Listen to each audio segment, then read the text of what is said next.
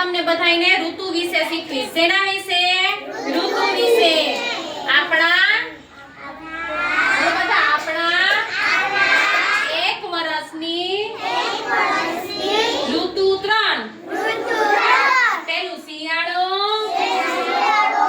ઉનાળો, ચોમાસું. હવે આની અંદર જો બધાય પેલા પૂઠામાં ધ્યાન, આ બધાયનું અહીંયા પૂઠામાં ધ્યાન. જો આ ભાઈએ માથે ટોપી પહેરી છે. આ ભાઈ માથે ટોપી પહેરી છે ને? સ્વેટર પહેર્યું છે. શું પહેર્યું છે?